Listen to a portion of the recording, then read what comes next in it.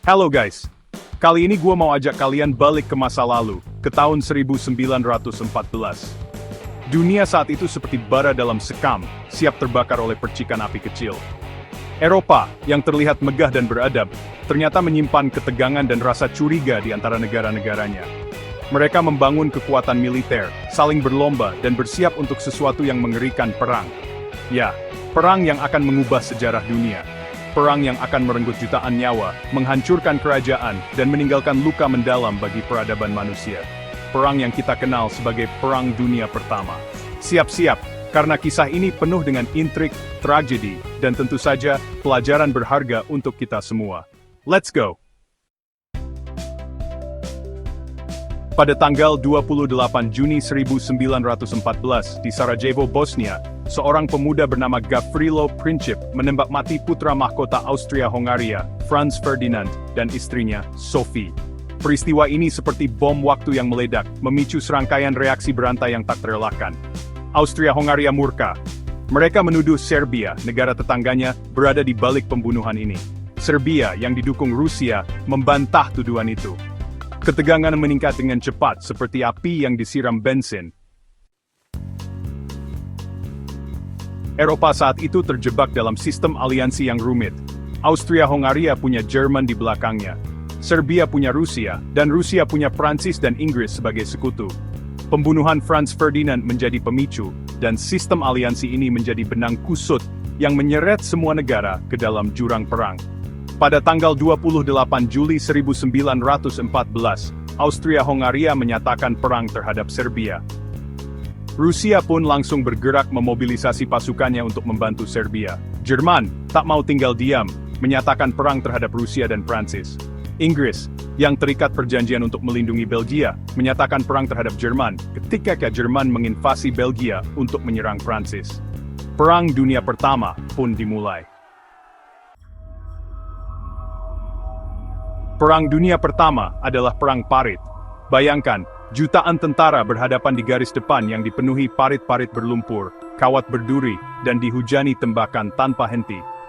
Kondisi di parit sangat mengerikan, bau busuk mayat, penyakit, dan serangan tikus menjadi santapan sehari-hari. Di medan perang terbuka, kematian mengintai di mana-mana. Serangan frontal dengan gelombang manusia berhadapan dengan senapan mesin dan artileri berat, menciptakan pembantaian yang mengerikan. Jutaan nyawa melayang sia-sia dalam pertempuran-pertempuran brutal di Verdun, Somme, dan Passchendaele.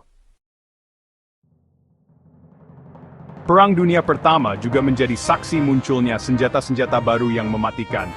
Tank, yang awalnya diciptakan untuk menembus pertahanan parit, menjadi monster baja yang menakutkan. Pesawat terbang, yang pada awalnya hanya digunakan untuk pengintaian, berubah menjadi mesin pembunuh di udara dengan senapan mesin dan bom.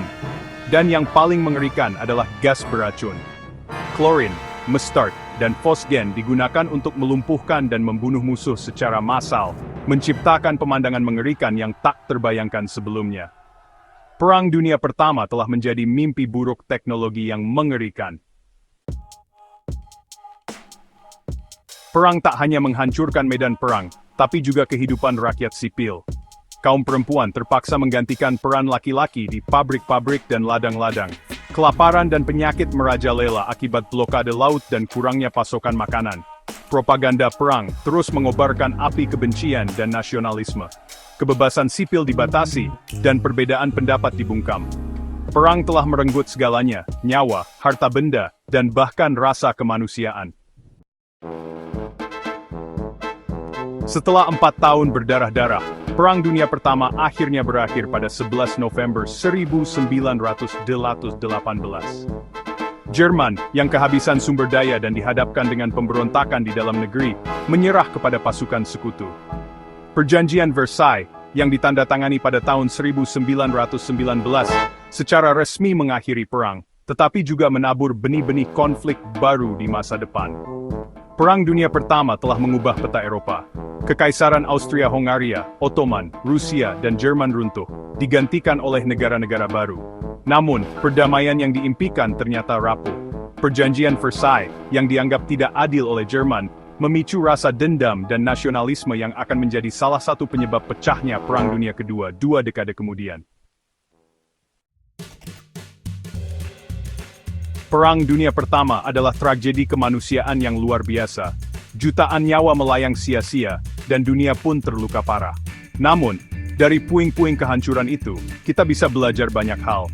Pertama, kita belajar tentang bahaya nasionalisme dan militerisme yang berlebihan. Kedua, kita diingatkan tentang pentingnya diplomasi dan kerjasama internasional untuk mencegah konflik. Ketiga, kita diajak untuk menghargai perdamaian dan menyelesaikan perbedaan dengan cara damai. Perang Dunia Pertama mungkin sudah berlalu seabad yang lalu, tapi gaungnya masih terasa hingga kini.